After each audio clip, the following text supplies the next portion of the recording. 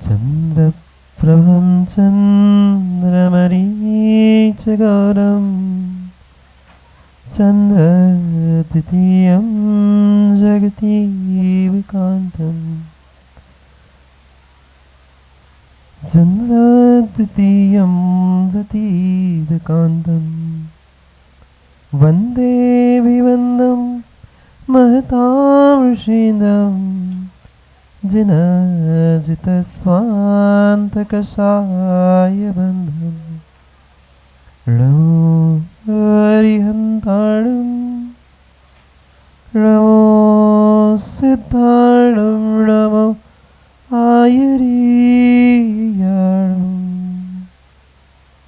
नमो वज्रायाणं नमो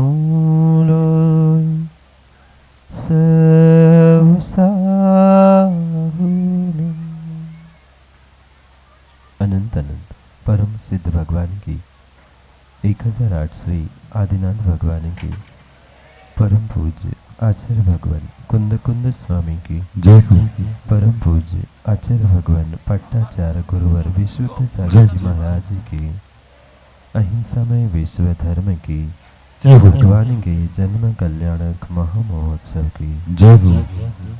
जय परम पूज्य मुनि श्री सुप्रभ सागर जी महाराज की, परम पूज्य मुनि श्री प्रणत सागर जी महाराज की नमोस्तु शासन।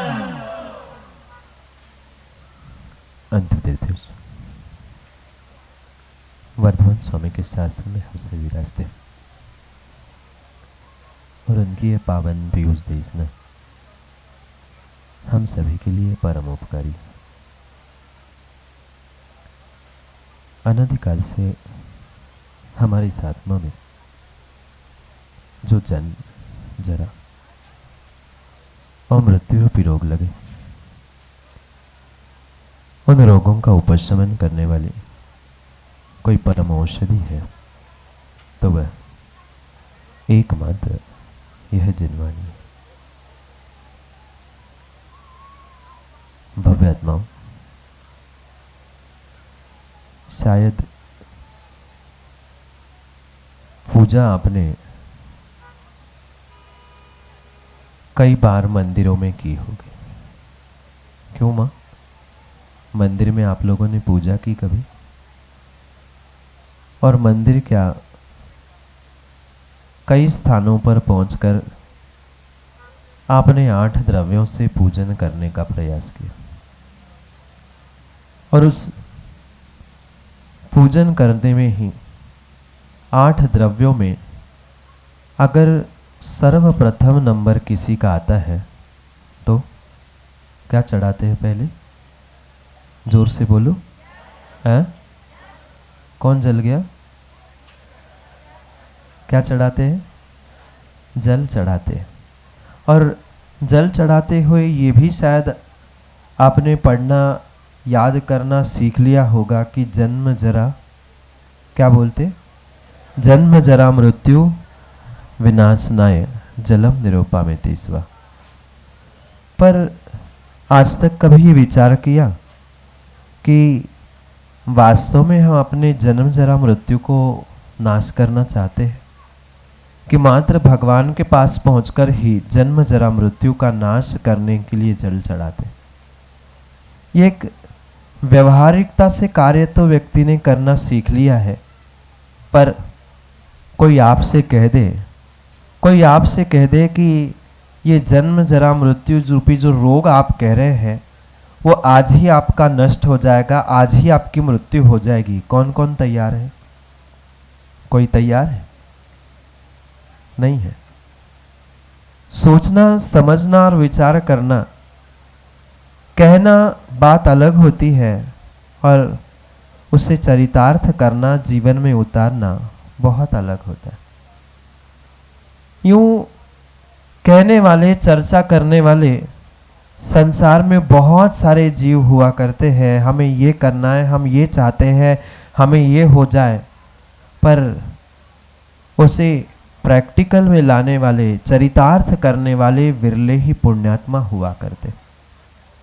ये ऐसा जन्मोत्सव जन्म कल्याणक के रूप में मनाया जाता है जिन्होंने वास्तविकता में जन्म जरा और मृत्यु का अंत करने का पुरुषार्थ करते हुए अंतिम जन्म और अंतिम मरण प्राप्त कर लिया।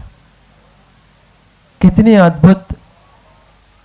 अद्भुत परिणति, कितनी अद्भुत परिणाम उस जीव के होंगे जो मात्र किसी दूसरे के सामने जाकर ये नहीं कह रहा है कि मेरे जन्म जरा मृत्यु का नाश हो जाए, अपितु उसने जन्म जरा मृत्यु का नाश करने के लिए अपने उस अंतिम जन्म को प्राप्त कर लिया। कितनी बड़ी बात। जन्म भी ऐसा जो जन्म जरा और मृत्यु सबको नष्ट कर दे, क्योंकि यह संसार का नियम है। जहाँ जन्म है वहाँ जरा यानी बुढ़ापा है, और बुढ़ापा है तो वहाँ मृत्यु भी नियम से, क्योंकि यह संसार का चक्र ही ऐसा चल रहा है अनादि से। जन्म मृत्यु, मृत्यु जन्म, जहाँ मरण है वहाँ अगली पर्याय का जन्म है।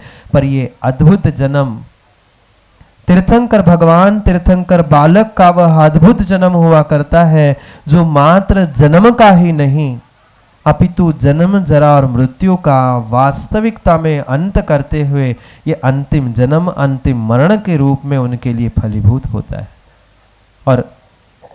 और शायद इसीलिए ये तीर्थंकर भगवान का, तीर्थंकर बालक का ये जन्म मात्र जन्म महोत्सव नहीं, जन्म महामहोत्सव नहीं, अपितु जन्म कल्याणक के रूप में वह सर्वत्र मनाया जाता है।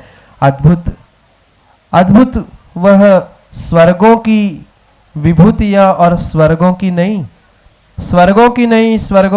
स्वर्गों में तो वह अद्भुत दृश्य, स्वर्गों में तो वह अद्भुत समा होता ही होता है। स्वर्गों के इंद्र तो आनंदोत्सव मनाते हैं। मध्य लोक में भी जिस नगर में वह तीर्थंकर बालकों के जन्म होते हैं, वे नगरिया तो रत्नों से और दिव्य वस्तुओं से सुशोभित होती ही होती है, पर मात्र स्वर्गों के देवों को ही नहीं, मात्र स्वर्गों के देवों को ही नहीं। महंटानगा जी, देख जी, नरकों के नारकियों को भी एक क्षण शांति की अनुभूति होती है, और उस शांति की अनुभूति से ही वे जान लेते हैं कि मध्यलोक में कहीं न कहीं तीर्थंकर बालक का जन्म हुआ है, जिनका मात्र और नारकियों का काम मारना, काटना, दुख देना, परेशान करना है। ऐसे दुख का वेदन करने वाले, वे मार काट करने वाले नारकी भी एक क्षण के लिए किसको शांति मिली? मां, किसको शांति मिली? जोर से बोलो ना। घर में इतने ही प्रेम से बातें करते हो, घर में तो पड़ोसी क्या 4 पड़ोसी घर तक सुनाई देता है कि क्या हो रहा है, पर यहाँ बोलने का मौका मिलता है सो हम चुप हो जाते हैं। किसको मिली? एक क्षण के लिए उस नारकी को भी शांति मिली, और उस शांति से उन्होंने अनुभूत किया ये क्या हो गया। जहां मारना, काटना, दुख के अलावा इस नरक में हमें आज तक कुछ नहीं मिला, वे अपने अवधि ज्ञान से जान लेते हैं, क्योंकि नारकियों को भी जन्म से अवधि ज्ञान होता है। वे नारकी भी एक क्षण अनुभूत करते हैं, मध्य लोक में तीर्थंकर बालक का जन्म हुआ, और उनकी भी वह अनुभूति ऐसी अद्भुत अनुभूति होती है, क्योंकि अन्य क्षण, अन्य समय उन नारकियों के जीवन में ऐसे होते ही नहीं है जब उनको कुछ सुख शांति की अनुभूति हो। और जब नारकियों को सुख शांति की अनुभूति होती है, वे स्वर्गों के इंद्र अपना सब कार्य छोड़कर भगवान का वह जन्म कल्याणक जन्माभिषेक आदि महामहोत्सव मनाने के लिए पहुंचते हैं। पर मध्यलोक के कितने लोग, नगर के कितने लोग पहुंच पाते हैं? क्यों डॉक्टर साहब? सबको अपनी अपनी लक्ष्मी और सबको अपना अपना धन प्यारा है। उन्हें भगवान का कल्याणक भी अच्छा नहीं लगा। नारकियों को तो एक क्षण की सुख शांति की अनुभूति हुई, पर आज के इंसानों को क्यों हुई माते? नहीं हुई। आज के इंसानों को अपना घर, अपना परिवार, अपना दुकान भी छोड़ने की हिम्मत नहीं हो पा रही है। यही पहचान है आज का इंसान कितना सम्यक दृष्टि और कितना धर्मात्मा है। जो सम्यक दृष्टि नहीं है, जो धर्मात्मा नहीं है, ऐसे नारकी जीवों को तक वेदन हो गया कि तीर्थंकर बालक का जन्म हुआ। वे खुशियां मनाने लगे स्वर्गों से। एक एक इंद्र वह उत्सव मनाने के लिए पहुंचते हैं, पर हम महाराज ठंड है और पता नहीं क्या क्या बहाने लेकर हम इस उत्कृष्ट कार्य से जुड़ने का प्रयास नहीं करते। ध्यान रखना, यहाँ तो आपको कहना पड़ता है। पंडित जी कहते हैं, मंच कलाकार कहते हैं कि जन्म हुआ है तालियां बजा लो, तब जाके कभी तालियां बजती है। स्वर्गों में किसी को कहना नहीं पड़ता। स्वर्गों में किसी को कहना नहीं पड़ता है। एक नहीं, दो नहीं, तीन नहीं, 12.5 करोड़ वाद्य एक साथ अपने आप बजने लगते हैं। यहाँ तो जन्म होने पर, आपके घरों में भी माताओं जन्म हुआ था? आपके घरों में जन्म हुआ था, फिर कोई ताली बजाने वाला, थाली बजाने वाला मिला? पता नहीं। आज को तो अस्पताल में जन्म होते हैं, ना ताली बजाने ना थाली बजाने वाला कोई नहीं मिलता। सोचना, बिना कहे, बिना सोचे, बिना समझे, बिना कोई प्रयास किए अपने आप वे 12.5 करोड़ वाद्य बजने लगते हैं। क्या पुण्य प्रताप होगा, क्या पुण्य महिमा होगी। आज 2 नहीं 4 संतान को जन्म देने के बाद भी कोई बधाई देने वाला नहीं मिलता। गाली देने वाले कह रहे सब मिलेंगे, अच्छा करो तो और गाली देने वाले मिलेंगे। गाली देने वालों की कमी नहीं है, पर ताली और थाली बजाने वालों की कमी है। पर क्या उन तीर्थंकर बालक का पुण्य होगा? क्या वह बालक का पुण्य होगा? अपने आप वाद्य बजने लगते हैं और जन्म से पहले ही कल गणित लगाया होगा शायद कि वह प्रतिदिन लगभग 14 करोड़ रत्न, ऐसे 15 महीने लगातार रत्नों की वर्षा हुई और आखिरकार वह दिन आ गया पौष कृष्णा नवमी का, जब इक्ष्वाकुल वंश में कश्यप गोत्र में वह पुण्यात्मा जीव जो 6 महीने से विशेष विभूतियों को उस सर्वार्थ सिद्धि स्वर्ग में अनुभूत कर रहा था, वह वहाँ से च्युत होता है और वहाँ से उस महासेन राजा के आंगन में लक्ष्मणा जो महादेवी थी उनकी कुक्षी में, जिसने गर्भ में अवतरण किया था 9 महीने पूर्व, वह आज प्रकट होता है।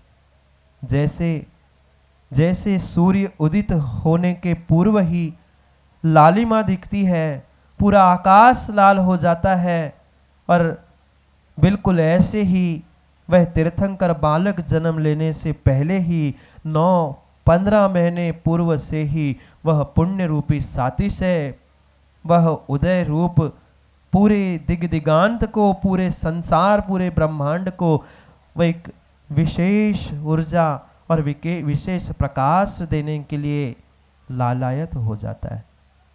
वह दिन, वह पुरुषार्थ फलीभूत हुआ जब जम्बू द्वीप के भरत क्षेत्र में, आर्यखंड में, भारत देश में, वर्तमान के उस बिहार झारखंड की उस भूमि में जहाँ ये चंद्रपुरी नगर है, इस चंद्रपुरी नगर के उस महल में लक्ष्मणा माँ के कुक्षी में उस चंद्र प्रभु बालक ने जन्म लिया।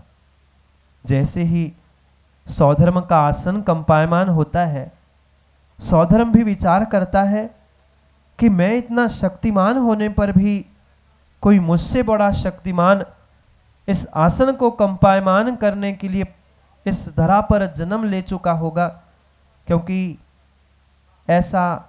ऐसा कोई विरला तीर्थंकर के अलावा नहीं है जो सौधर्म की शक्ति को चुनौती दे सके।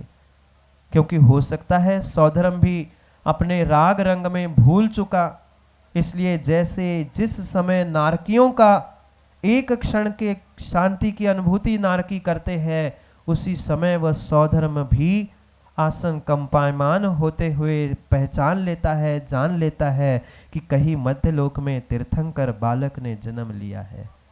मां सोचना, विचार करना, घर में जब एक संतान का जन्म होता है, कितनी खुशियाँ, कितना आनंद और कितना उत्साह मनाया जाता है।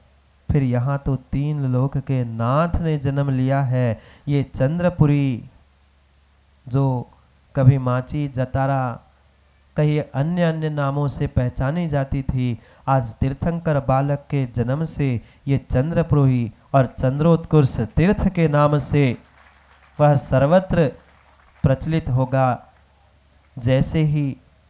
जैसे ही सुपार्श्वनाथ भगवान को सोचना, कितने वर्ष, आज तो हम कितने पुण्यात्मा हैं, आज तो हम कितने पुण्यात्मा हैं। अभी मात्र 2551 वर्ष मात्र हुए तीर्थंकर महावीर भगवान का निर्वाण होके सुपार्श्वनाथ भगवान के उपरांत 900 करोड़ वर्ष, कितने 900 करोड़ वर्ष बीत जाने के उपरांत वह तीर्थंकर बालक चंद्रनाथ का, चंद्र प्रभु का जन्म हुआ था पौष कृष्णा नवमी के दिन।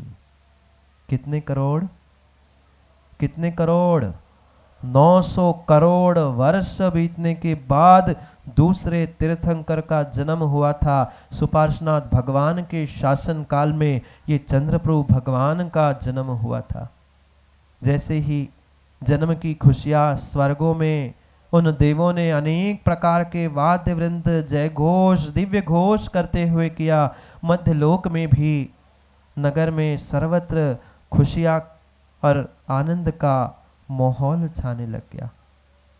जैसे सौधर्म कुबेर को आज्ञा करते हुए वह विशाल ऐरावत की रचना करता है। अभी पंडित जी बता रहे थे, सुना आपने, कितना बड़ा हाथी, कितना बड़ा हाथी।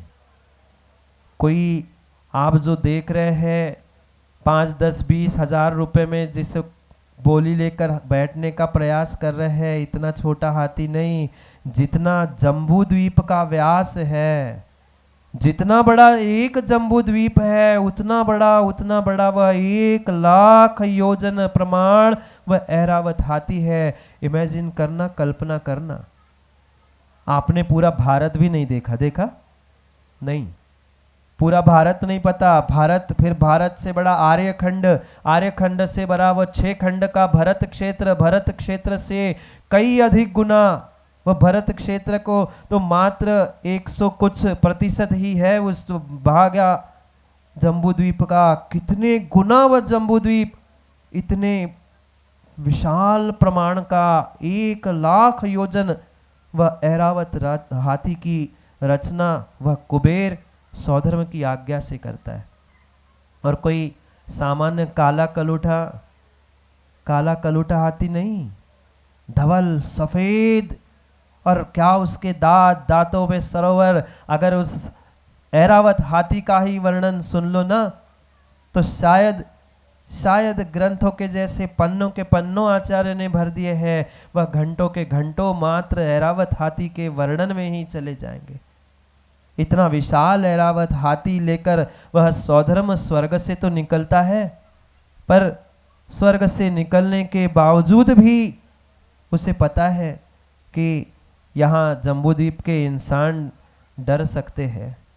इसलिए ऐसे विशाल अनेक देवों की 7 सेना वे विक्रिया से बना हुआ वह हाथी। ये ध्यान रखना, यहाँ जो हाथी है ये जैसा कोई त्रियंश जाति का हाथी है, वहाँ त्रियंश गति की हाथी नहीं है। वे देवों को ही आज्ञा देते हैं और देव ही विक्रिया से वे वाद्य, कहीं सेना, कहीं नर्तकी और कहीं हाथी त्रियंश जैसे आकारों को प्राप्त करते हैं। अद्भुत अद्भुत आनंद उत्साह के साथ वे उस भरत क्षेत्र के चंद्रपुरी में पहुंचते, पर उन्हें ज्ञात था कि इतना बड़ा हाथी अगर नगर में चला जाए, नगर के पास ले जाए, तो क्या हुआ? नगर में छोटा सा हाथी डॉक्टर साहब आता है तो सब बच्चे उस हाथी के पीछे दौड़ते हैं, पर इतना बड़ा हाथी, इतनी सेना, सौधर्म को पता था। नगर के बाहर ही, चंद्रपुरी के बाहर ही सेना को छोड़ देता है और आकाश मार्ग में ही उस ऐरावत हाथी को छोड़कर, क्योंकि जमीन पर अगर हाथी उतरा है तो ऐरावुरी जम्बूद्वीप समाप्त हो जाए, अधर में ही उसको आकाश मार्ग में ही छोड़कर पैदल वह जमीन पर उतरकर चंद्रपुरी में पहुंचता है। और जैसे ही वह चंद्रपुरी में पहुंचता है, माँ की और पिता की इस कदर प्रशंसा वह करने लगता है कि धन्य है तू माँ, हे लक्ष्मणा माँ तू धन्य है, कितना अद्भुत पुण्य तुम्हारा। यूं तो स्त्री पर्याय, मनुष्य पर्याय की जघन्य पर्याय कही जाती है, निंदनीय स्थिति कही जाती है। दुख कष्ट परेशानी के अलावा स्त्री पर्याय में और कुछ नहीं होता है। पर हे माँ तू कितनी पुण्यात्मा है, कितनी धन्य है। पिछले पर्यायों में तो तुमने कुछ विशेष तपस्या और पुण्य किया होगा, जिसका ये साक्षात प्रतिफल है कि आज आप तीर्थंकर बालक को, जिसे 9 महीने तक गर्भ में आपने धारण किया था, जिस गर्भ का शोधन करने के लिए स्वर्गों की श्री री धृति कीर्ति आदि देवियां आपकी सेवा में लगी थी, आज ये अद्भुत दृश्य हम देख रहे हैं कि आपकी गोद में वह तीर्थंकर चंद्र प्रभु बालक इस अद्भुत सुंदरता के साथ यहाँ विराजमान हुआ है। क्योंकि ये ध्यान रखना ये कोई अन्य शासन, अन्य दर्शन नहीं है। जिन शासन में, जैन धर्म में मात्र और मात्र तीर्थंकर भगवान एक बार जन्म लेते हैं, और जो तीर्थंकर भगवान जन्म लेते हैं पुनः जन्म मरण नहीं होता। कोई अवतारवाद नहीं है। अन्य दर्शनों में तो ये कहा जाता है कि अवतार लिया, ये उन स्वर्ग से अवतरित होते हुए सर्वार्थ सिद्धि से अवतरित तो हुए, पर बने हुए भगवान यहाँ अवतरित नहीं होते। क्योंकि ये जिन शासन का, जैन दर्शन का नियम है, जो एक बार भगवान बन जाता है वह पुनः कभी संसार में नहीं आता। आचार्य भगवंत लिखते हैं काले कल्पच सतेपि च गते विक्रिया न विक्रिया लब्धा उत्पादोपि अति स्यात् त्रैलोक्य संभ्रांत करण पटु। तीनों लोकों में कितनी ही बड़ी विषमता क्यों ना जाए, कितना ही बड़ा विद्रोह भी क्यों ना हो जाए, पर जो एक बार सिद्ध शिलामर पहुंचे भगवान हैं वे पुनः कभी लौट के नहीं आते। हाँ, पर आचार्यों ने ये भी लिखा है, जब जब होए धर्म की हानि, जब जब होए, पढ़ा होगा सुना होगा, जब जब होए धर्म की हानि, जब जब धर्म की हानि होती है तब वह कोई दूसरा ही जीव परमात्मा जो बनने वाला है, परमात्मा अवस्था को, तीर्थंकर पद को धारण करने वाला है, वह किसी माँ के कुक्षी में जन्म लेता है। माताओं सो रहे हो? बोलो हाँ। सुन रहे हो? बोलो हाँ। दोनों हाँ कह रहे। सोते सोते सुन रहे हैं कि सुनते सुनते सो रहे हैं? लोरी थोड़ी सुना रहा हूँ। जाग जाओ, जाग जाओ, जाग जाओ। ये स्त्री पर्याय जिसे आचार्यों ने, तीर्थंकरों ने भी जघन्य पर्याय कहा है, उस जघन्य पर्याय को भी आप धन्य कर सकते हो। किसी तीर्थंकर बालक को जन्म देते हुए पंचम काल में माताओं तीर्थंकर बालक को नहीं, किसी निर्ग्रंथ को जन्म देने का ही पुरुषार्थ कर लो तो भी तुम्हारी कुक्षी, तुम्हारा काम पुरुषार्थ धन्य हो सकता है।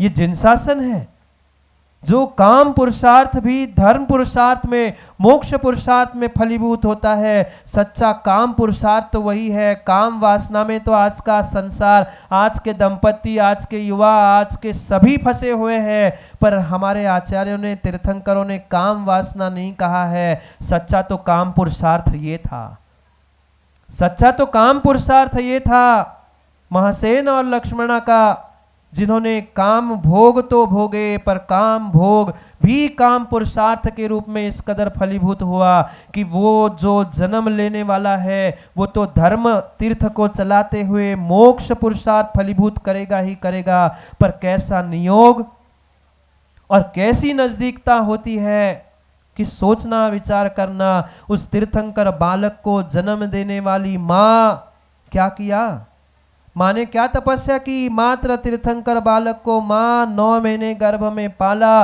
और जन्म दिया। माँ के आंचल का पान भी वह तीर्थंकर बालक नहीं करते, माँ के झोटन को भी वह गर्भ में नहीं खाते, उनकी सब व्यवस्था स्वर्गों से होती है, कुछ भी नहीं दिया, मात्र माँ के कुक्षी में उस बालक ने जन्म लिया। पर क्या पुण्य का नियोग, क्या पुण्य का प्रताप, वह तीर्थंकर जन्म देने वाली, तीर्थंकर बालक को जन्म देने वाली माँ और तीर्थंकर बालक को जन्म देने वाले पिता, दोनों के दोनों भी नियम से मोक्षगामी होते ही होते हैं। वह तीर्थंकर बालक तो उसी भव से मोक्ष जाता है, पर माता पिता भी आने वाले भवों में मोक्ष ही नियम से जाते हैं। क्या किया, तपस्या मुनिराज करेंगे, वे दीक्षा लेंगे, तपस्या करेंगे, उपवास करेंगे, धर्म तीर्थ चलाएंगे, पर मात्र नियोग 9 महीने के कुक्षी और गर्भ धारण करने का उस माँ का ऐसा हुआ करता है कि वह अगले भवों में नियम से मोक्ष जाती है। ये प्रत्याशक्ति, ये नजदीकता होती है, ये नजदीकता होती है। ऐसी नजदीकता एक द्रव्य, आजकल के मुकेश पंडित जी जैसे पंडित जी कहते हैं महाराज एक द्रव्य दूसरे द्रव्य का क्या करता है, सब मात्र निमित्त नैमित्तिक संबंध है, वो भी 0% है। नहीं, अभी अभी मुकेश ज्ञानी ये सोचने समझने की आवश्यकता है। एक द्रव्य दूसरे द्रव्य के लिए उपादान रूप से कुछ करे ना करे, पर निमित्त रूप से जहाँ निमित्त नैमित्तिक संबंध होता है वहाँ अपने आप काम हो जाता है। मुनिराज सामने बैठे हैं, मुनिराज सामने बैठे हैं और मुनिराज सामने बैठे महाराज ने ऐसा हाथ कर लिया, अपने आप हाथ नहीं जुड़ेंगे। क्या हुआ, किसी ने कहा नहीं डॉक्टर साहब आपको हाथ जोड़ के बैठने के लिए, क्यों बैठे इतनी देर से? यह है निमित्त नैमित्तिक संबंध। तीर्थंकर कोई और बनेगा, तपस्या कोई और करेगा, पुरुषार्थ कोई और करेगा, पर मात्र उस तपस्वी की सन्निधि, तपस्वी की तीर्थंकर बालक की 9 महीने की मात्र गर्भ धारण करने की जो पुण्य का उदय उसे प्राप्त होता है, वह पुण्य उसे तीर्थंकर भगवान अरिहंत सिद्ध बनाने के लिए निमित्त बनता है।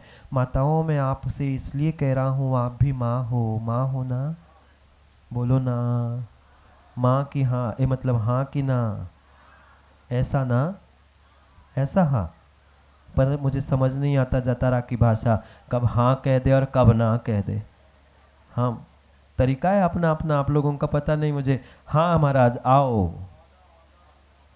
नहीं मैं पूछ रहा हूँ कैसे हाँ कहते, ऐसे। अब आप जानो आपकी हाँ, आप जानो आपकी ना।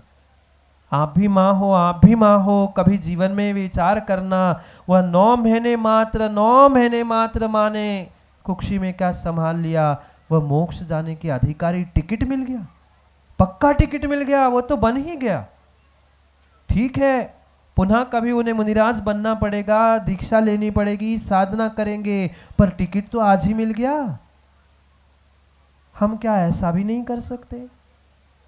और वो तो माँ ही थी लक्ष्मणा, जिसने 9 महीने पाला, 9 महीने गर्भ में वह गर्भ धारण करते हुए वह पुण्य कमाया, पर उससे भी कई अधिक पुण्यात्मा वह सची का जीव है, कई अधिक वह सची का जीव है। एक सौधर्म के काल में, सौधर्मों पुरुषों, ओ महापुरुषों कान खोलकर सुन लेना, अपने आप को बहुत बड़े पुरुष और बहुत बड़े सम्मानीय मानने वालों, ये ध्यान रखना, एक सौधर्म बैठा रहता है, एक सौधर्म बैठा रहता है और उस एक सौधर्म के काल में माताओं 40 नील सचिया मोक्ष चली जाती है।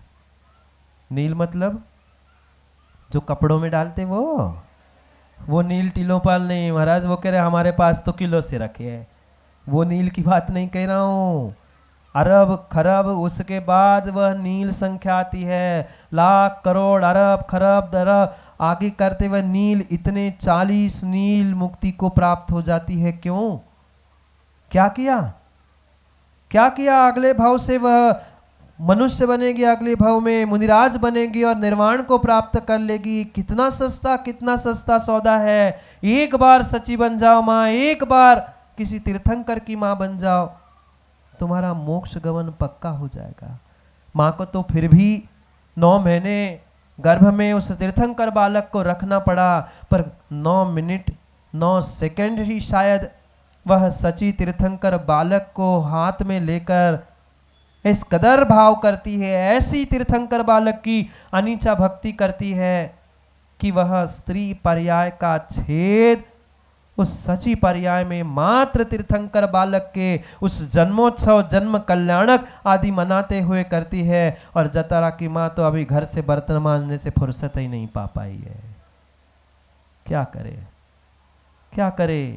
कहने की बातें होती है, कहने की बातें होती है। जब तक दूसरों के झूठे बर्तन मांजते रहेंगे तब तक स्वयं का बर्तन सुधरने वाला नहीं है, तब तक स्वयं का बर्तन सुधरने वाला नहीं है। ये भीतर बैठी हुई जब तक गांठ है ना इनकी उनकी ऐसा वैसा, तब तक ध्यान रखना, तब तक ध्यान रखना, कभी भी तुम्हें अपने जीवन का स्वाद आने वाला नहीं है, स्वाद आने वाला नहीं है। और जीवन में यही आज तक करते रहे, यही करते रहे कि यहाँ का पंचकलनक वहाँ का और इनका है उनका है, हमें जिनका है वो जिन नहीं दिख पा रहे हैं, इनका और उनका करते हुए हम लड़ते घर में बैठ पाए हैं। किनका है जन्म कल्याणक? किनका है? माची का नहीं है, न राजू चाचा का, न सौधर्म का, न कुबेर का, न महासेन लक्ष्मणा का। ये चंद्र प्रभु जिननाथ का वह पंच कल्याणक है और उनका जन्म कल्याणक मना रहे हैं। कितनों को खुशी हुई, कितनों को आनंद हुआ, ये शायद साक्षात केवली ही जानते हैं, साक्षात केवली ही जानते हैं। और केवली जाने कि आप लोग जाने। आए हो बहुत सारे, पर अपने अपने भावों और अपने अपने परिणामों को टटोल कर देख लेना, क्या वास्तव में हम श्रद्धा से उन अनीचा भक्ति से जुड़ने के लिए ही आए हैं कि मात्र दिखने दिखाने के लिए ही पहुंचे हैं? क्या करें, क्या करें। क्यों अध्यक्ष जी, इतने ही घर और इतने ही समाज है आपके तीर्थ में, धाम में नहीं है। पर विडंबना यही है कि अभी भीतर की कसाय की गांठ, अभी तक भीतर की कसाय की गांठ नहीं खुल पा रही है। आज वे जन्म लेकर जन्म जरा की गांठ खोलकर निकल गए, कल वस्त्रों की गांठ खोलकर भगवान बनने के मार्ग पर भी निकल जाएंगे, पर हम अपने भीतर बैठी हुई वह छोटी सी गांठ नहीं खोल पा रहे हैं। इनका अपना तेरा पराया, लड़ते रहो लड़ते रहो लड़ते रहो और जिंदगी को यूं ही ऐसी खत्म करते रहो। तीर्थंकरों ने बढ़ने का मार्ग बताया था, हम बढ़ने की जगह लड़ने में समय व्यतीत कर रहे हैं। क्या करें, क्या करे, क्या करे। विडंबना है, विडंबना है। यहाँ तो फिर भी, अभी तो फिर भी फुर्सत से इतने 100 200 500 1000 लोग दिख ही रहे हैं। दोपहर में तो नहीं आओगे ना? आएंगे महाराज जी, नहीं आओ सो आपका घाटा है, आओ सो आपका ही फायदा है।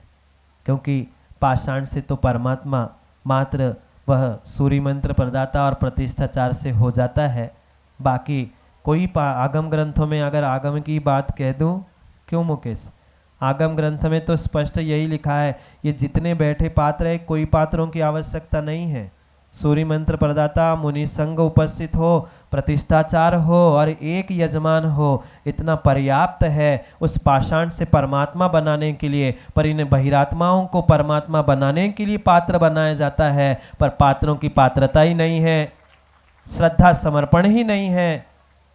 क्या कर सकते हैं, क्या कर सकते हैं, क्या कर सकते हैं। ये कहीं न कहीं विडंबना भीतर बैठी हुई कषाय की गांठ के कारण है। क्योंकि बहुत सारे तो नियम लेके आए हैं अखिलेश, आज से साहब बोली लगाना बंद ही कर देना, सब नियम लेके आए, हमें तो बोलना ही नहीं है। समय जिनवाणी का भी खराब और सबका ही खराब।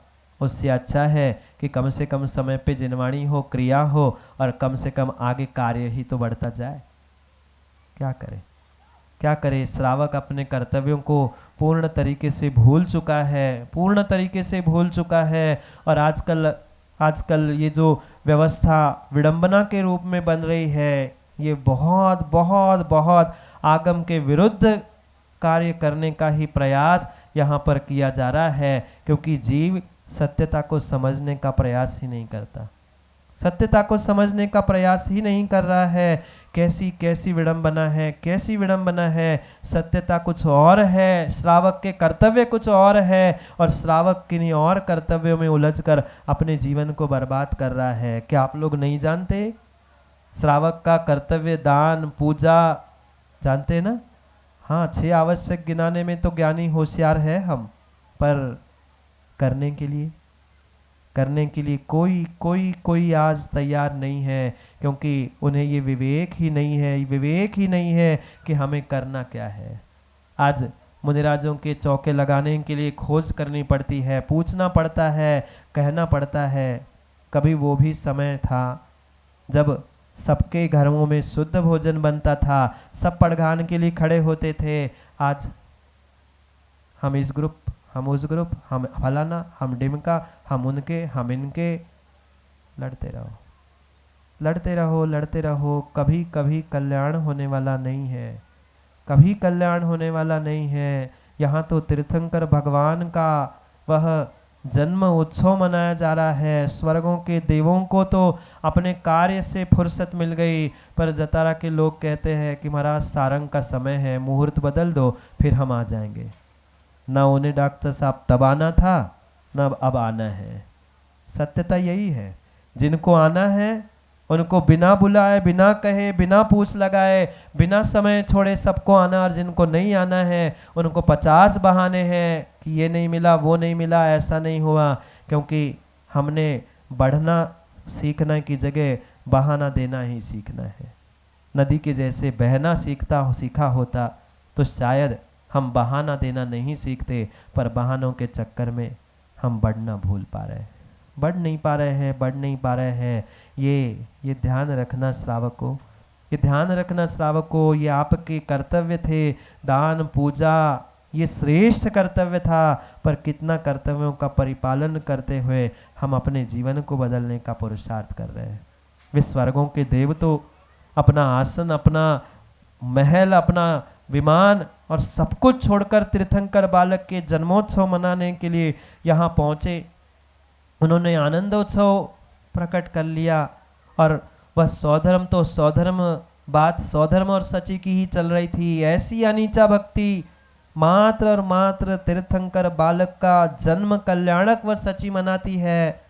सौधर्म तो बाकी सभी कल्याणक मनाता है, सची को लेकर भी सब कल्याणकों में जाता है, पर जन्म कल्याणक के समय में तीर्थंकर बालक की, अभी तीर्थंकर भगवान नहीं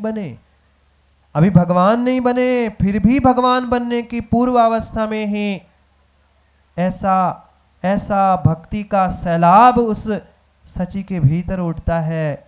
वह स्त्री पर्याय का छेद करके वह एक भवावतारी सची पक्का टिकट रिजर्वेशन कर लेती है मोक्ष जाने का। वे कुबेर सौधर्म की आज्ञा से अंकिल, वे धन लुटाते हैं, रत्नों को लुटाते हैं, कितनी खुशियाँ, कितना आनंद लुटता है। आज कुछ देने की बारी आती है तो व्यक्ति कहता है हम तो 5 साल में 10 साल में देंगे। क्या करे अखिलेश पंडित जी जैसे जैसे कह रहा हूँ, क्षमा करना, जैसे कहता हूँ मैं, तो ऐसे कुछ आधे अधूरे हैं। उन्होंने व्यवस्था बना ली 5 साल 10 साल। मैं पूछना चाहता हूँ माताओं, भोजन ऐसे किस्तों में बनता है आपके यहाँ? बोलो हाँ। पहले भोजन बनता है क्या ये बताओ। भोजन बनाते आप लोग? अच्छा कि कच्चा? कच्चा? अच्छा भोजन बनाते हो तो आज दाल बना लेना, शाम को चावल बना लेना, कल रोटी बना लेना, परसों सब्जी बना लेना, ऐसे ही भोजन करते ना? बोलो हाँ। फिर कैसे भोजन करते आप? एक साथ भोजन करते, क्यों? जैसे हम दान किस्तों में देते हैं, ऐसे भोजन में किस्तों में करें ना। सुबह चटनी खा लेना, शाम को पापड़ खा लेना, फिर दूसरे दिन सब्जी खा लेना, फिर रोटी खा लेना, ऐसा चल जाएगा? क्यों? चला लो ना। किस्तों में जब भोजन नहीं चलता है, किस्तों में जब घर संसार दुकान का किसी का काम नहीं चलता है, तो अखिलेश पंडित जी ये किस्तों में दान की व्यवस्था किसने प्रारंभ की और क्यों प्रारंभ की? कौन से आगम ग्रंथों में आचार्यों ने लिखा है कि किस्तों में दान दिया जा सकता है? शक्ति जितनी है उतना ही बोलो, उतना ही दान दो, क्योंकि तुरंत दान महाकल्याण। ये ध्यान रखना, ये ध्यान रखना, ये ध्यान रखना और कान खोल कर सुन लेना श्रावकों। आचार्यों ने कहा है जब तक आपने बोला हुआ दान आप घर से उसे अलग करके समर्पित नहीं कर रहे हो, तब तक आप निर्माल्य का सेवन कर रहे हो। किसका? निर्माल्य का सेवन। और निर्माल्य का सेवन करने का फल आचार्यों ने कहा है 60,000 वर्ष तक विष्ठा में कीड़ा बनकर रहना पड़ेगा। आप लोगों को बनना है? कितने माताओं को बनना है? हाथ खड़ा करो। अगर आपने 5 रुपए भी मंदिर के भाव बना के गए थे, आज तो 5 रुपए गुल्लक में डालने हैं, माँ 5 रुपए वापिस घर में ले आओ और वही 5 रुपए की सब्जी खरीद कर खा लो, तो पक्का मान लेना आपने 60,000 वर्ष तक विष्ठा में कीड़ा बनने की तैयारी निर्माल्य का सेवन करके कर ली है। कितना? 60,000 वर्ष। ये तो एक बार के निर्माल्य का, एक बार के निर्माल्य का सेवन। और आज जो अखिलेश जैसे पंडितों ने करोड़ों की लगाओ, तो बोली करोड़ों की क्या होता है, देते रहना जिंदगी भर, जिंदगी भी चली जाए, पर देना पता नहीं है। बच्चे चुकाएंगे, आजकल तो बच्चे कितने चुकाते हैं। प्रणत सागर जी कह रहे बच्चे चुकाएंगे, बच्चे माँ बाप को तो चुका नहीं पा रहे हैं, उनका कर्जा क्या, दान क्या चुका पाए? सत्यता यही है। और माँ बाप का भी कर्जा, माँ बाप का भी दान अगर भोग रहे हो, कठोर शब्द कह ही देता हूँ, बुरी लगे तो मैं तो कहता हूँ एन बुरी लग जाए, बहुत अच्छे से बुरी लग जाए। आचार्य ने कहा है अपने माता पिता का अगर दान देना तुमने दिया नहीं है, जो देकर मुकर जाते हैं। हम तो ऐसे ही कहा था, अब तो पापा चले गए, जैसे दुकानदारी में होता है ना, तो पिताजी चले गए तो हिसाब उनके साथ चला गया, दान का भी हिसाब उनके साथ चला गया।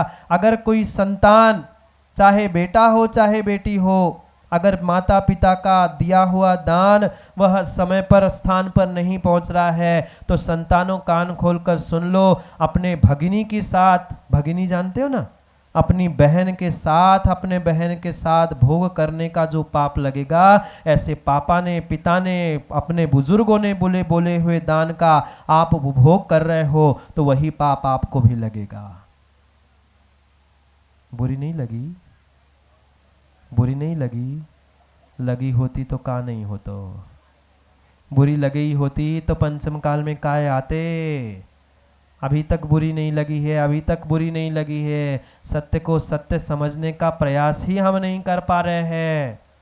तुरंत तुरंत तुरंत हमें, क्योंकि आचार्यों ने स्पष्ट लिखा है, जितनी हमारी, जितनी कह दूं जितनी हमारी औकात है उतना ही दान दो। दूसरों से कर्जा लेकर भीख मांगकर कभी कोई दान नहीं करना चाहिए, नहीं करना चाहिए। कि बोलो नहीं और कि बोला है कि दो के खाली हो जाओ, तो काम बन पाएगा, अन्यथा काम होने वाला नहीं है।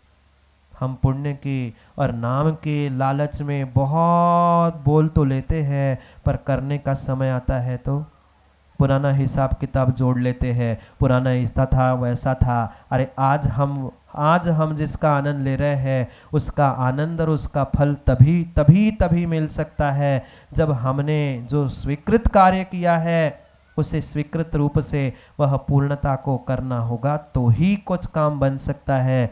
अन्यथा पिछली भूल जो करते आए हैं, ये पुनः पुनः भूल मत करो, पुनः पुनः भूल मत करो, पुनः पुनः भूल मत करो। ये बहुत अच्छी व्यवस्था यहाँ बुंदेलखंड की है, जो आज अभी सुबह देख रहे थे ना। अब कौन था क्या था मुझे तो पता नहीं। ये अपना द्रव्य स्वयं के हाथ से ले आओ। ये कोई दिखावा मान मैं दान दे रहा हूँ, ये दिखावे के लिए नहीं है।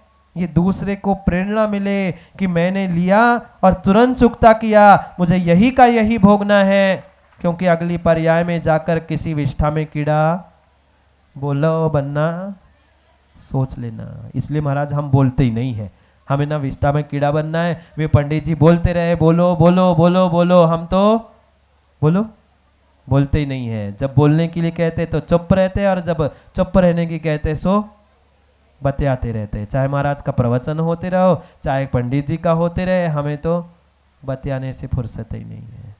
क्या करे क्या करे क्या करे, कैसी विडंबना है। जीव समझ नहीं पा रहा है कि ये महान महान महान दुर्लभ मनुष्य पर्याय मिली है, सच्चे देवशास्त्र गुरु मिले हैं, जैन कुल मिला है। इतने उत्कृष्ट निमित्त मिलने के बाद भी हम चेत नहीं पा रहे, जाग नहीं पा रहे हैं। विडंबना है, बहुत बड़ी विडंबना, बहुत बड़ी विडंबना है। सोचो समझो, समय समय हो गया है, समय हो गया है किस्तों में भोजन करने का। हाँ, भोजनशाला में कौन है व्यवस्थापक? भोजनशाला में चौधरी जी, अध्यक्ष जी, आज सबको मात्र चटनी और पापड़ खिला देना, बचा हुआ जन्माभिषेक के बाद में कह देना। हाँ, जब किस्तों में सब व्यवस्था ही चल रही है तो फिर भोजन भी किस्तों में करो ना। वहाँ तो हमें पूरी थाली चाहिए, बगल के थाली में चटनी मिली और हमें नहीं मिली चटनी तो वो नहीं चले, हमें भी चटनी चाहिए। फिर हम पुण्य कार्यों में, अपने श्रावक के आवश्यकों में ये क्यों नहीं विचार करते? वहाँ तो हम 50 बार विचार करते हैं कि आज नहीं, कल नहीं, परसों नहीं, 3 नहीं, 5 नहीं, 10 नहीं, जिंदगी भर दे रहे हैं। जब तो जिंदगी भर दान चुकाता है वह जिंदगी भर निर्माल्य का भोग करता है। एक बाग के निर्माल्य का 60,000 वर्ष फल कहा है विष्ठा के कीड़े का। तो फिर सोच लेना, जो जिंदगी भर किस्तों में दे रहे हैं, क्या करें? आजकल मुकेश पंडित जी जैसे पंडितों ने सब व्यवस्थाएं किस्तों में कर दी है। गाड़ी भी, बोलो ना, गाड़ी भी किस्तों में, घर भी, घर वाली भी, बहुत बढ़िया। हाँ, वो भी किस्तों में है। क्यों मुकेश? मिल रही है ना आजकल, दिल्ली जैसे शहरों में तो वो भी किस्तों में मिलती है। आज कुछ, कल कुछ, परसों कुछ, ऐसी ही तैयारी है। पर ध्यान रखना, भगवान और पुण्य और ये श्रावक के कार्य तुम्हें कभी किस्तों में नहीं मिल सकते। और किस्तों में अगर इसकी व्यवस्था शुरू की है तो निर्माल्य का ही कृतकारी तन्मोदना से ये पुरुषार्थ प्रारंभ किया है। आगम समझो तो, आगम समझना नहीं है और बिना सोचे समझे मात्र और मात्र दिखावे के लिए, बहुत बड़े दिखावे के चक्कर में ये आगम के विपरीत सब कार्य हो रहे हैं। ये मात्र और मात्र विंडो ड्रेसिंग है, मतलब दिखावा है। जैसे शोरूम के बाहर, दुकानों के बाहर देखे आप लोगों ने, दुकानों के बाहर आज देखे नहीं आप लोगों ने, खड़े रहते हैं सुंदर सुंदर सुंदर पोशाक और सुंदर आभूषण पहनकर, जो उस निर्जीव जड़ वस्तु की कीमत नहीं है, उससे महंगे करोड़ों और लाखों के गहने, आभूषण और वस्त्र पहनकर वे पुतले खड़े हैं। इंसानों, उन पुतलों में और आप में कौन से बड़ा अंतर है? कौन से बड़ा अंतर है? अंतर इंसानों, अगर इंसानों में और उन पुतलों में कुछ है, महंगे कपड़े, महंगे आभूषण तो वो पुतले भी पहने हैं। अगर अंतर कुछ है तो तुम्हारी इंसानियत, तुम्हारी श्रद्धा, तुम्हारा समर्पण ही तुम्हें उन पुतलों से अलग करने वाला हो सकता है। समय नहीं हुआ किस्तों में, किस्तों में समझ लेना नहीं, समय पर हमें समय को समझना है। यह अद्भुत समय है। कोई, हमारी तो भावना ऐसी है, हमने कल भी कहा था, अब क्या करें, किस्तों में ही मीठा भी बंटवा लेना, सब घर में एक एक दाना बांट के आ जाना, कम से कम कुछ नहीं तो मैंने कल भी कहा था, अब तैयारी मेरे हिसाब से तो हुई नहीं होगी, कुछ नहीं तो कम से कम जितना जलूस घूम रहा है उतना ही सही, कुछ नहीं बांट पाओ तो कम से कम एक एक कटोरा शक्कर ही सबको बांट लो। नगरवासियों को ये बोध तो हो कि यहाँ तीर्थंकर चंद्र प्रभु का जन्म हुआ है, ये चंद्रोत्कर्ष तीर्थ यहाँ पर आज से प्रारंभ हुआ है। कम से कम जो रोज मीठे खाने वाला है ना, इन मीठे खाने वालों को नहीं, जिनके घर में वह कभी कभी मीठा बनता है। उन सब आबाल वृद्धों के घरों में, जैन जैनेतर घरों में ये मीठा कम से कम शक्कर ही बंटवा देना, क्योंकि उन्हें भी जब नारकियों को शांति का अनुभव हो रहा है, कम से कम मीठा खाने वालों को अनुभव हो। और मैं तो कहता हूँ संभावना हो तो जितने कटोरा लेकर दुकान खोल के बैठे हैं उन सभी जतारा वासियों को भी जाकर एक एक चुटकी भर मीठा, कम से कम मुंह तो मीठा कर ही लो। तुम्हारी सोच नहीं मीठी हो पा रही है, तुम्हारा मन मीठा नहीं हो पा रहा है, कम से कम मुंह ही मीठा कर लो, इतने से ही काम बन जाएगा। एक एक मुट्ठी, चौधरी जी जितने दुकान खुले हैं ना जतारा के, बाकी काम करो ना करो, यहाँ तो अभिषेक होगा पर नौकर लगा लो, कम से कम एक एक मुट्ठी भर उनके कटोरे में जाकर ले आओ। कहना माताएं बर्तन मांज रही है घर में और दुकानदार दुकान संभाल रहे हैं, उनके एक एक मुट्ठी भर जाकर मीठा दे आओ, शक्कर दे आओ। कहना भैया मन तो मीठा कर नहीं सकता कोई, कम से कम मुंह मीठा कर लो तो काम बन जाएगा, नहीं तो फिर जिंदगी जैसी बनी वैसी निकल कर समाप्त हो जाएगी। समय हो गया है, दोपहर में भगवान का अभिषेक करना है।